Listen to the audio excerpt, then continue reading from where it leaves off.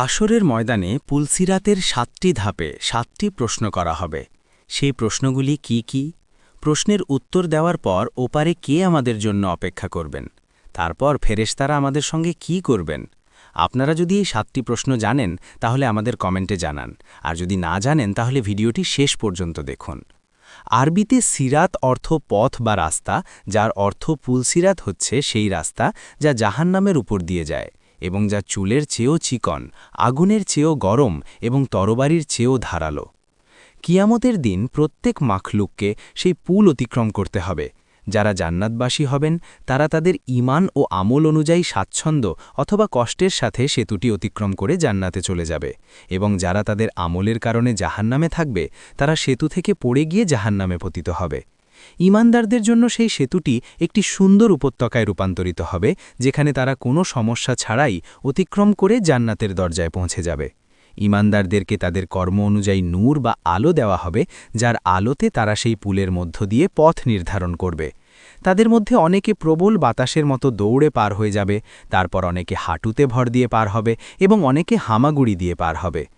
নবী করিম সাল্লাল্লাহু আলাইহি ওয়াসাল্লাম বলেন, আমি এক রাতে এক অদ্ভুত দৃশ্য দেখেছি। আমি দেখেছি আমার উম্মতের মধ্য হতে একজন পুলসিরাতের ওপর বুকের ওপর ভর দিয়ে টেনে টেনে পার হচ্ছিল এবং কখনো হাঁটুর ওপর ভর দিয়ে চলতে থাকে। এমন সময় তার কাছে সেই দুরুদ পেশ করা হলো যা দুনিয়াতে আমার জন্যে পাঠ করছিল। সেই দুরুদের ফজিলতের কারণে সে উঠে দাঁড়াতে সক্ষম হয় এবং দ্রুত পুলসিরাত পার করতে পারে। আখিরাতের সময় অনুযায়ী পুলসিরাতের দূরত্ব ৩,০০০ বছর। এক রেওয়ায়াতে বলা হয়েছে যে জাহান্নামে ৭টি পুল রয়েছে। প্রত্যেক পুলের মাঝে দূরত্ব ৭০ বছরের সমান এবং প্রতিটি পুল তরবারির মতো ধারালো। এর ওপর দিয়ে অতিক্রমকারী দলগুলোর মধ্যে প্রথম দলটি চোখের পলকে পার হয়ে যাবে, দ্বিতীয় দলটি বিদ্যুতের মতো পার হয়ে যাবে, তৃতীয় দল ঝড় বাতাসের মতো পার হয়ে যাবে, চতুর্থ দল পাখির গতিতে পার হয়ে যাবে, পঞ্চম দল ঘোড়ার মতো পার হয়ে যাবে, ষষ্ঠ দল দৌড়ে চলা মানুষের মতো পার হয়ে যাবে, সপ্তম দলটি পথচারীর মতো পায়ে হেঁটে পার হয়ে যাবে। তাদের সবার শেষে একটা দল অবশিষ্ট থাকবে। যখন তাদেরকে যেতে দেওয়া হবে তারা পুলসিরাতের ওপর তাদের পা রাখবে, কিন্তু তাদের পা কাঁপতে শুরু করবে, তাই তারা হাঁটু গেড়ে বসে পড়বে। অগত্যা তারা হাঁটুতে ভর দিয়ে চলতে শুরু করবে এবং জাহান্নামের আগুনের স্ফুলিঙ্গ তাদের পায়ে এবং পায়ের তলা পর্যন্ত পৌঁছাবে। তারপর তাদের পেটের ওপর ভর করে টেনে টেনে চলতে শুরু করবে। অতঃপর তারা তাদের হাত দিয়ে পুল আঁকড়ে ধরবে, আগুনও তাদেরকে ঘিলে ধরবে। এরপর আগুন থেকে বাঁচার জন্য পেটের ওপর ভর করে টেনে টেনে চলতে শুরু করবে। তারা আগুন অতিক্রম করার পর তারা ঘুরে দাঁড়াবে এবং জাহান্নামের দিকে তাকিয়ে বলবে, হে আল্লাহ, আমাদেরকেই জাহান্নামের আগুন থেকে রক্ষা করেছেন, তিনি মহাপবিত্র।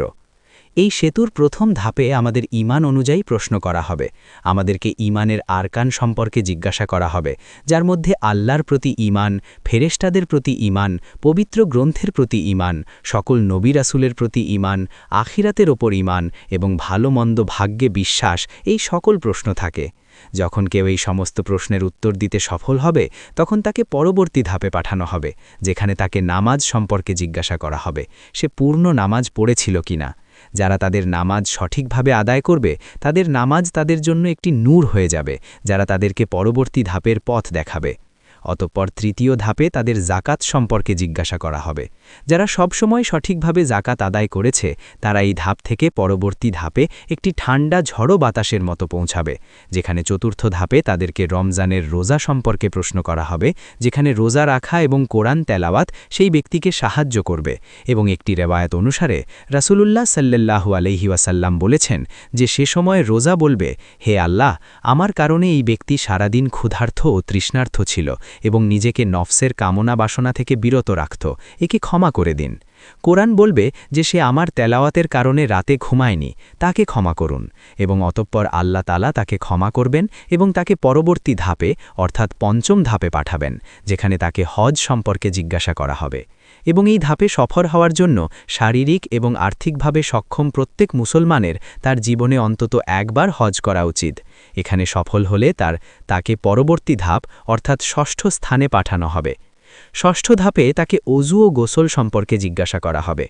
অজুর মাধ্যমে একজন ব্যক্তি পরিষ্কার এবং পবিত্রতা হাসিল করে, আল্লাহর ইবাদত করার জন্য প্রস্তুত হয়। তাই শিশুদেরকে অল্প বয়সেই অজু ও গোসল সম্পর্কে শিক্ষা দেওয়া জরুরি, যাতে কিয়ামতের দিন পুলসিরাতের এই ষষ্ঠ ধাপে সফল হয় এবং পরবর্তী ধাপ অর্থাৎ সপ্তম ও শেষ ধাপে পৌঁছাতে পারে। সপ্তম ও শেষ ধাপে তাকে বান্দার হক সম্পর্কে জিজ্ঞাসা করা হবে, যেখানে সফলতা নির্ভর করবে আমরা আমাদের নিজের পিতামাতা, আমাদের বৃদ্ধরা, আমাদের সন্তান, আমাদের প্রতিবেশী, বন্ধু-বান্ধব এবং আত্মীয়দের সাথে কিভাবে আচরণ করি তার ওপর। যদি কেউ অন্যের হক নষ্ট করে, যেমন অন্যের ধনসম্পদ আত্মসাৎ করা, চুরি করা, ডাকাতি করা, কাউকে গালি দেওয়া, কারুর গীবত করা, তাহলে তার জন্য এই ধাপ অতিক্রম করা খুব কঠিন হবে এবং তারা তা অতিক্রম করতে পারবে না।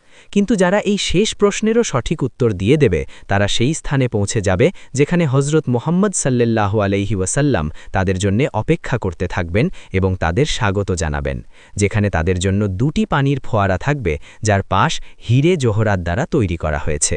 তারা একটি ঝর্ণায় গোসল করবে এবং অন্যটি থেকে পানি পান করবে। তারপর তারা জান্নাতের দরজায় পৌঁছে যাবে। জান্নাতের দরজায় ফেরেশতারা সেখানে তাদের স্বাগত জানাতে থাকবে। তারা জান্নাতে পা রাখবে এবং এমন এক অন্তহীন জীবনে প্রবেশ করবে যা কখনো শেষ হবার নয়। আল্লাহ তাআলা আমাদেরকে এমন নেক আমল করার তৌফিক দান করুন, যার ফলে আমাদের পুলসিরাত পার হওয়া সহজ হয়ে যায়। আমিন।